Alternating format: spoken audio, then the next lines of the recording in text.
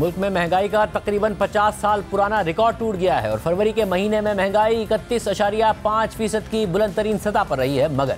مارچ میں اس ریکارڈ کے بھی ٹوٹنے کا خدشہ ہے اور مہنگائی 33% سے بھی اوپر چلی جائے گی۔ اور اس وقت کنزیومر پرائس انڈیکس کے تحت 31.5% کی مہنگائی میں اگر کھانے پینے کی اشیاء کی مہنگائی دیکھی جائے تو دیہی علاقوں میں مہنگائی 47% اور شہری علاقوں میں 42% ہے۔ کل اسٹیٹ بینک IMF کی شرائط پوری کرنے کے لیے ممکنہ طور پر 2 سے 3% شرح سود بڑھا دے گا۔ حکومت بجلی اور گیس کی قیمتوں میں اضافہ کر چکی، مگر IMF کی شرائط کے تحت 14.25 روپے فی یونٹ تک 300 یونٹ سے کم استعمال کرنے والے گھرانوں سے 8 ماہ میں تقسیم کر کے وصول کرے گی اور حکومت 3 روپے 39 پیسے فی یونٹ کا سرچارج 300 یونٹ سے اوپر استعمال کرنے والے صارفین پر صرف مارچ سے جون تک لگانا چاہتی ہے، مگر IMF کا اصرار ہے کہ حکومت اگلے مالی سال کا بھی سرکولر ڈیٹ پلان دے اور یہ سرچارج اگلے سال کے لیے بھی لگائے۔ اور آج دی نیوز میں مہتاب حیدر کی خبر کے مطابق حکومتی آفیشلز کا کہنا ہے کہ پاکستان پر جان بوجھ کر ویسا ہی دباؤ ڈالا جا رہا ہے جو 1998 میں نیوکلیئر دھماکہ کرنے کے بعد ڈالا گیا تھا، کیونکہ IMF نئی ڈیمانڈ سامنے رکھ رہا ہے اور اس سب میں مارکیٹس میں ایک بار پھر غیر یقینی کی صورتحال پھیل گئی ہے،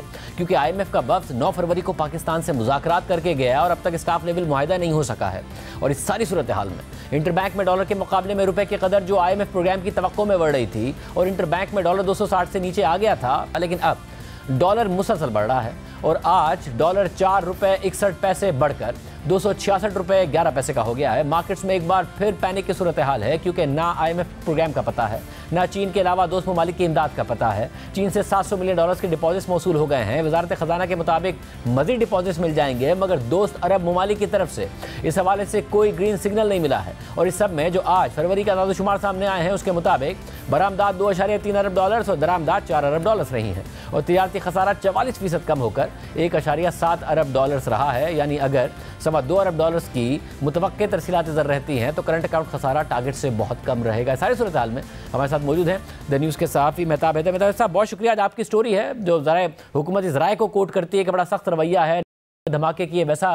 سخت رویہ ہے، یہ حکومت کا اپنا فیلئر ہے کہ پہلے IMF کا پروگرام خود ڈی ریل کر دیا، سنجیدہ نہیں لے رہے تھے، آئی ڈونٹ کیئر کہہ رہے تھے اور اب بلیم کر رہے ہیں، یا واقعی بہت سخت رویہ ہے؟ جی تھینک یو ویری مچ۔ دیکھیں، بنیادی طور پہ حکومت نے ایک کوشش کی اور اس میں اسے ناکامی ہوئی، اور وہ کوشش یہ تھی کہ ہم فرینڈلی کنٹریز سے جو فورن انفلوز ہیں وہ سیکیور کر لیں تاکہ IMF کو جو سخت شرائط ہیں ان کو لینیئرٹ اور سافٹ کیا جا سکے۔ جب ہم اس میں ناکام ہو گئے اور خاص کر ڈار صاحب کے آنے کے بعد آپ نے دیکھا کہ انہوں نے آرٹیفیشلی مینیج کرنے کی کوشش بھی کی ایکسچینج ریٹ کو، تو وہ اسی بنیاد بھی تھی کہ ہم اپنے انفلوز کو بہتر کر لیں گے۔ جب ہم اس میں ناکام ہوئے ہیں تو اب ہم ایسی پوزیشن میں ہیں کہ جہاں پہ IMF کی جو پرسکرپشن اور مینیو جو IMF دے رہا ہے وہ بھی کافی ٹف ہے۔ آپ یہ دیکھیں کہ ڈار صاحب اور ان کی ٹیم جو IMF کے پاس لے کر گئے ٹیکسیشن میئرز، اس میں فلڈ لیوی تھا، ونڈ فال گینز ٹیکس تھا، IMF نے دونوں ریجیکٹ کیے۔ اور IMF کی MD جو ہیں وہ یہ کہہ رہی ہیں کہ آپ غریبوں پہ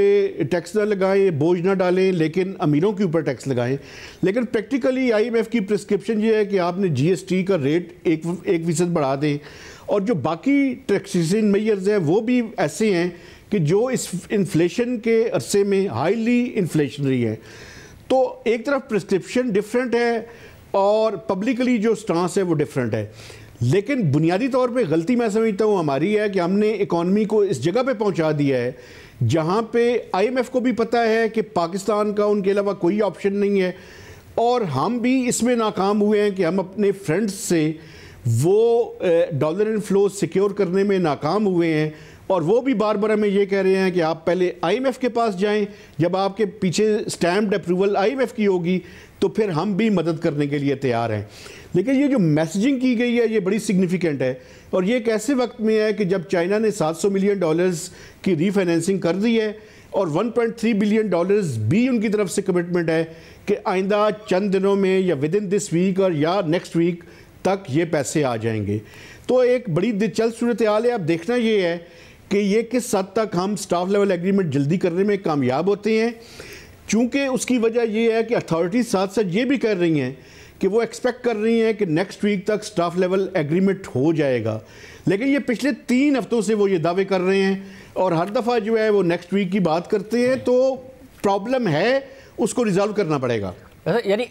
ابھی بھی اتھارٹیز کو امید ہے کہ ہو سکتا ہے کہ جیسے کل بھی ایک شرط پوری ہو جائے گی, اسٹیٹ بینک نے پہلے ہی کنوین کر لی ہے اپنی میٹنگ کہ 1-1.5 ہفتے میں یہ ہو سکتا ہے اسٹاف لیول اگریمنٹ, اور اس کے بعد بورڈ کے پاس معاملہ جا سکتا ہے اور پاکستان کا IMF پروگرام بحال ہو سکتا ہے. جی بالکل, کل ایک آپ کو پتہ ہے MPC کی میٹنگ ہے, اور اس میں دیکھنا یہ ہے کہ کیا جو IMF کی پرسکرپشن کے مطابق پالیسی ریٹ کی وہ بات کر رہے ہیں, کیا اس کے مطابق ہم فیصلہ کرتے ہیں. امید یہی ہے کہ IMF کی یہ شرط بھی پوری ہو جائے گی. اس کے بعد کنفرمیشن ہے ایکسٹرنل فائنینسنگ کی, اور اس کے علاوہ ایکسچینج ریٹ کا ایشو ہے, چونکہ ایکسچینج ریٹ پہ IMF ڈسٹرب تھا جب روپی جو ہے وہ اسٹرینتھن ہو رہا تھا, تو وہ یہ کہتے ہیں کہ آپ اس کو مارکیٹ بیس پہ جو ہے وہ لے کر جائیں. اور سب سے امپورٹنٹ ایک جو آخری چیز ہے وہ پاور سرچارج ہے, اور وہ یہ کہہ رہے ہیں کہ آپ اس کو پرماننٹ لگائیں. حکومت کا یہ موقف ہے کہ IMF کا پروگرام 30 جون کو ختم ہو رہا ہے, آپ کیسے کہہ سکتے ہیں کہ ہم 30 جون کے بعد جو ہے وہ آپ کی مرضی اور آپ کی ڈکٹیشن کے تحت جو ہے وہ اکانومی کو یا سرکولر ڈیٹ کو مینیج کریں گے. تو یہ ایک طرح کی بون آف کنٹینشن ہے. اب دیکھنا یہ ہے, امید یہی ہے کہ نیکسٹ ویک تک ہم اس میں کامیاب ہو جائیں گے, لیکن یہ میسیجنگ بھی کی گئی ہے تاکہ یہ نہ ہو کہ ہم یہ شرائط ساری پوری کر لیں تو IMF کی طرف سے کوئی نئی شرط سامنے آ جائے. تو میں سمجھتا ہوں یہ اٹس پارٹ آف اسٹریٹجی بھی تھا کہ اس طرح کی چیزیں جو ہے وہ ہمارے ساتھ بات چیت انہوں نے کی تاکہ IMF کو بھی یہ مطمئن کیا جا سکے کہ وہ مزید شرائط نہ لائے اور نیکسٹ ویک تک IMF اور پاکستان کا اسٹاف لیول ایگریمنٹ ہو جائے.